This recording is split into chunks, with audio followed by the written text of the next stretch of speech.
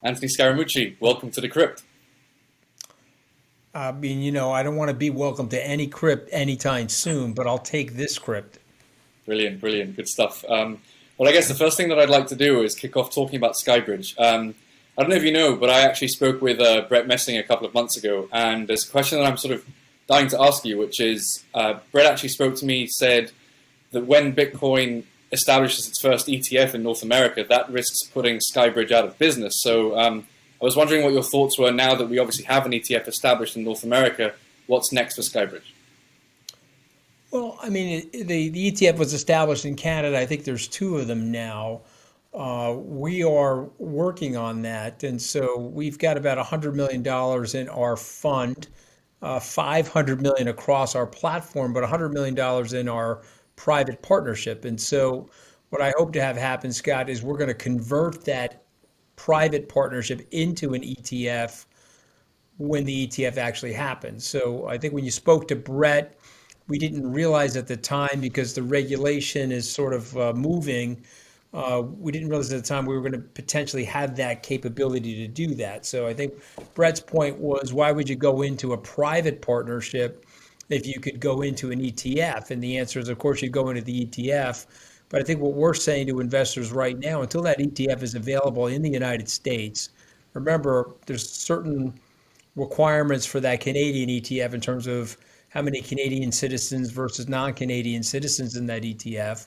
And so a US ETF, I think, would be the best vehicle for people that are American citizens. And we're hoping to be in that business and converting our fund. And I just think Brett probably, we weren't aware of that capability a couple of months ago when he spoke with you. So good news for us is we'll very much so be in business. And I'm looking forward to getting our clients into an ETF, which is, look, our thing is priced right. It's at 75 basis points. It's the same price as GLD.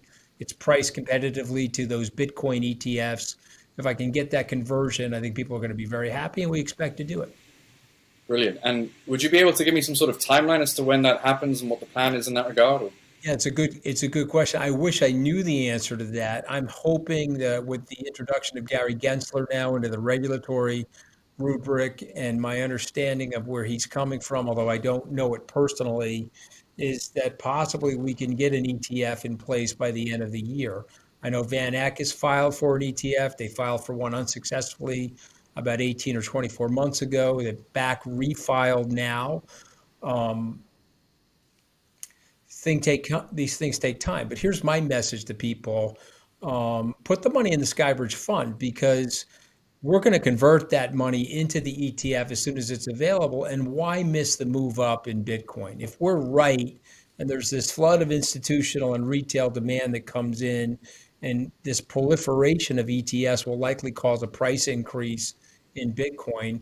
Why not get in there now, be a long-term investor, and then we'll convert your coin into the ETF? Right. Yeah. And obviously, of course, I mean, we sort of know your views on Bitcoin. One thing that I think we can discuss a little bit further is your wider views on crypto. One thing that I'm particularly interested in is Dogecoin, which has got a lot of media attention recently. Mark Cuban has spoken about Dogecoin in relation to the Dallas Mavericks. The mayor of Miami, Francis Suarez, has also said that he's going to be purchasing Dogecoin in a personal capacity. So we know that you're bullish on Bitcoin. What is your view on Dogecoin and other aspects of crypto that are growing immensely, like DeFi and the wider world of Ethereum and things of that sort? Well, I mean, those two guys are exceptional guys. I just interviewed Mayor Suarez for our Salt Talk series about what he's doing in Miami related to crypto and other things. But I'm going to say something perhaps maybe you'll be surprised by. I am not focused on Dogecoin or other coins. I am singularly focused, and so is Brett Messing and our team, on Bitcoin. Why? We're having a hard enough time converting people into the crypto space. You've heard the word FUD or the acronym FUD, fear, uncertainty, and doubt. Well, we manage money for a lot of fuddy duddies. And so, we have a hard time. There are certain spam filters out there. If you put the word Bitcoin into them, your email gets blocked by the other company. So I just want to give you a sense for how early, if there isn't more evidence, Scott, of how early we all are in the Bitcoin experience, is that Bitcoin, for certain people, is charlatanism, if you will. And so they're blocking the term Bitcoin from getting into somebody's email account. It ends up caught in their spam filter. So for me, I'm not going towards Dogecoin, Ethereum, other cryptos, or other digital assets. I'm with the big dog. It makes up 85% of the market capitalization of crypto. It's 12 years old. It has been subjected to 8,300 different competitors try to knock its block off, and yet it sits there at 80 plus percent of the market capitalization of crypto. That's good enough for me. Hopefully, you'll invite me on your podcast 6 months, 12 months, 18 months from now, and I'll have a different view where we'll be able to move into other coins or other crypto ideas. But for right now, the number one goal is to try to convert people from crypto naysayers or people that are effectively, in my mind, short crypto because they don't have any exposure to Bitcoin. Just getting them into Bitcoin, I think, is going to be achievement enough. And how would you strategize going about that? You mentioned how hard it is to bring people on board to crypto. Obviously, in recent months, we've seen a lot of like an outpouring of institutional investment in Bitcoin. MicroStrategy and Michael Saylor. Obviously, Elon Musk had poured 1.5 billion into Bitcoin with Tesla. I think that, in my view at least, is giving an air of popularity to Bitcoin that it hasn't quite seen before. But still, there are challenges. So how would you say that's best achieved to bring people that don't know much about Bitcoin or are scared about Bitcoin, and bring them sort of across the fence? So I think there's only one way to do it. That's information saturation. And I think that's also the pluses and minuses of Bitcoin.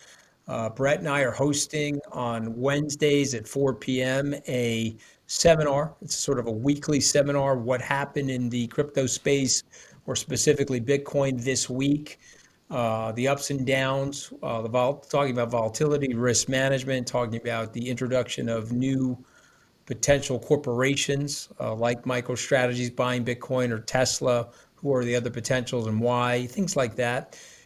And just, God gave me very limited gifts, Scott, but let me tell you what two of them are.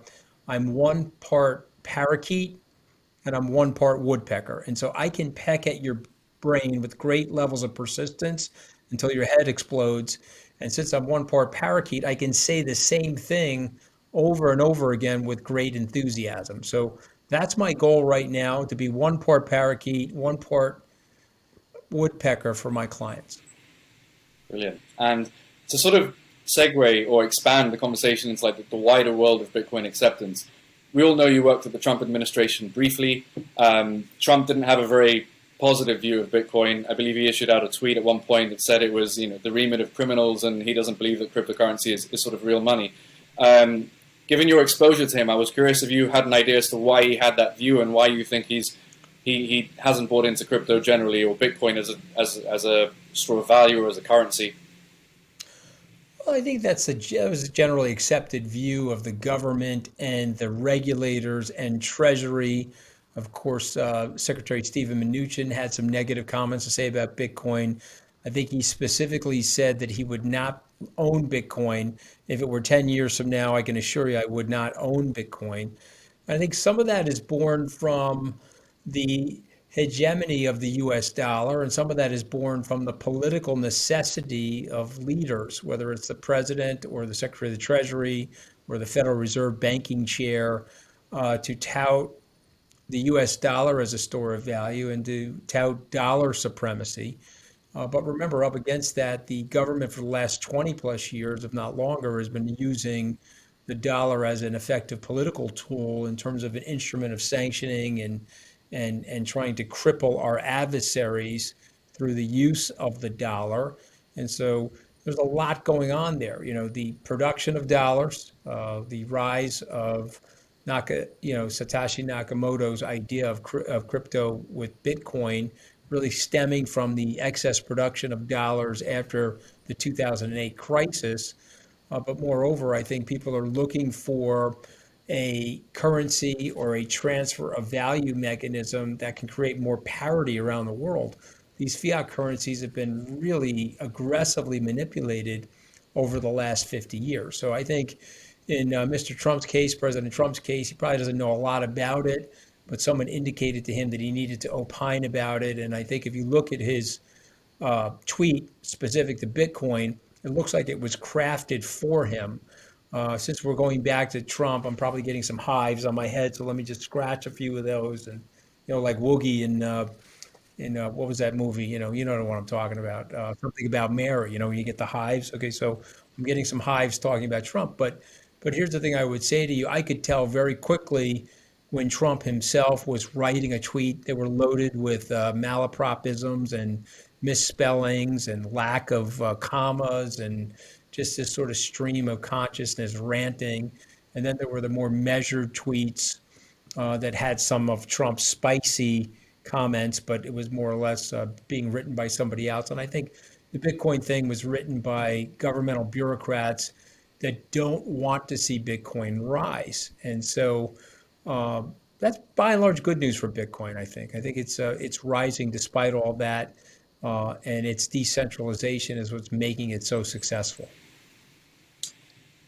And obviously, Trump is now gone, and we have a new president in place. But still, there has been some negative press about the Treasury, and Janet Yellen's been getting some sort of negative press in the crypto space. Do you think that there's an opportunity for Bitcoin to have or to inherit a different view on behalf of the US government now that there's a different administration in place? What is your view on how Joe Biden might treat this industry for the next 4 years? Well, I mean, we started out this conversation about, talking about the introduction of an ETF in Canada. The Canadian regulators were asked that specific question, and they said, well, it's happening one way or another. We would rather have it regulated by us and the appropriate safety seals put on it and all the caveats.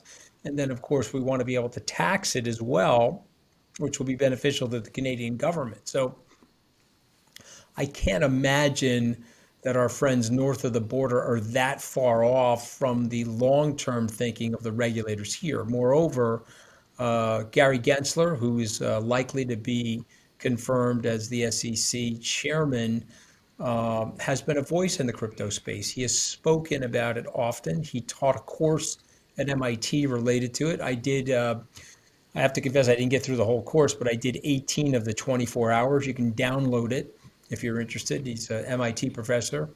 And so Gary's course, I think, is sort of a tell that they're likely going to be regulating this. They've accepted last year, that was during the Trump administration, to give banks the authority, if you will, to create servicing around Bitcoin and other digital assets. And so I think we could be sitting here a year from now with a Bitcoin ETF in the United States, something that's regulated, something that has a lot of clarity related to tax. Is that going to mean that Janet Yellen's still not going to rail on it, or Chairman Powell, or possibly could you get a rogue tweet from President Biden? Sure.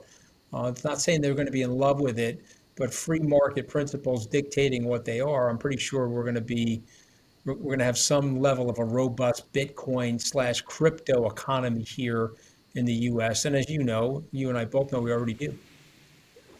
And just to follow up on that, because I'm curious to see if you believe there might be, I mean, we've talked about the view of the SEC, but do you think that there might be a political slash ideological divide between Republicans and Democrats, even in the United States, about an appetite for Bitcoin? That's a really good question. I'm not sure if it's that as much as it's a philosophy around libertarianism and the government trying to control things. So I don't know if it's a Democrat and Republican idea, because I know Democrats that like it and I know Republicans that hate it, and vice versa. So it seems like it's almost like a dot dispersion of ideology in terms of where people are on crypto. I find that people that like to control things or like to see the government control things dislike crypto more than the other group. But by and large, I think you've got a mixed bipartisan bag of support and people that do not support it. And that means that it will continue to grow. That's my opinion. Fair enough. And really my last question, I'd like to talk to you a little bit about Coinbase. Obviously, they filed their S1 filing recently. And I'd like to get your opinion on the company in general, its role in crypto, and its role in the wider industry, and also Coinbase stock. And if you have any opinion on that specifically and where you think that's going to go given recent developments. Well, listen, I'm a huge fan of Coinbase. I think they've gotten a very big, deservedly so, uptick in valuation. I think the crypto space is going to continue to grow. So Coinbase, I think, is going to have a very large role in it.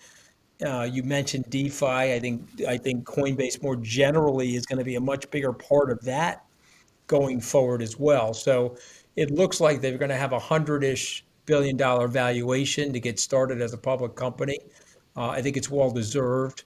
And I think that they'll have a growth rate that will make measure to what people are paying for it today. So I like Coinbase. I like the management team there. Those are the types of people I'd like to see at Salt. I can't confirm or deny that people from Coinbase will be coming. But having said that, Coinbase and all of us in the crypto space need to continue to work on safety, security issues, anti-phishing, maintaining the integrity of the nodes around crypto and some of the other currencies. You may know this from Brett Messing, my partner, but we operate a full node inside the technology systems and equipment at Skybridge. And so I like what Coinbase is saying about that future. And so I'm quite bullish on Coinbase. All right, very interesting. Um, and sorry, Anthony, I actually just have one last question that I think would be really useful to pick your brain on. Just a few days ago, Citibank released a really like 100-page long report on Bitcoin, and one of Yes. the key takeaways I found was that they predicted that there might be a future where Bitcoin is the currency of choice for international trade. Um, so I was curious to know what you thought about the future of Bitcoin. I know that broadly you're bullish on the coin, but there's a big debate about what it really is. Right? Is it digital Mhm. gold? Is it a store of value? Or is it just a Yeah. is it potentially a currency for the future that could even dominate international trade? I mean, that's a quite an optimistic prediction. So, what are your thoughts on that? Well, listen, I actually read the 108 pages. There was some ambiguity in there and a little bit of ambivalence, but I think it was written primarily because they want to enter the space and they recognize that they need to service the space. So therefore, that was their, if you will, their brief about why they're getting into it. The bull case that you just referenced, I think would be very good for the world because if you really study free trade, you study the concepts around creating a global society, having a decentralized currency that really can't be influenced by a central bank, I think would keep people honest in the trading system. And it's something that we haven't had for a long time. I'll point out to people that if they really study the Bretton Woods Treaty, which was started in July of 1944, ended effectively with Richard Nixon taking the United States off the gold standard in 1971. That 27 years, we had remarkable growth in our societies and a remarkable pull of lower and middle income people into the middle class. And I think a lot of that was born from purchasing power parity, which is something we used to talk about years ago, but we don't talk about it anymore because of fiat currency manipulation. So I hope they're right about that, but they don't have to be right about that.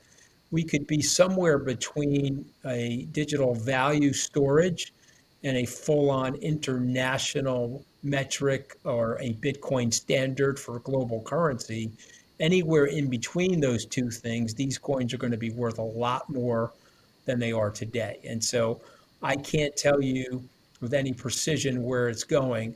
Warren Buffett, even though he doesn't like crypto, I am a disciple of his and I'm someone that follows him. He had a great line, which I think is very apropos for this space. I'd rather be roughly right than precisely wrong. And so if I'm roughly right about where it's going, we're going to be successful. So are our clients. And if I make a decision not to be involved and I get it wrong, I think that's going to be more painful. So remember, I'm always recommending to our clients size it appropriately. Yes, there's a lot of skepticism out there. To me, that just means we're in the early innings. But let's say that the skeptics are right and the investors like Skybridge are wrong. Let's size it appropriately so that you're not missing a meal. But the flip side is if we're right, it'll have a very huge value upkick and will be adding a lot of value to your portfolio. Brilliant. Well, I think we'll end it there. Anthony, thank you very much for your Hey, time. good to be on. Appreciate it. Some really good insights as well. Have a great weekend. And, you know, I don't know. I could feel the rocket. I mean, we need more rocket memes when we're dealing with crypto. Let's just put it that way.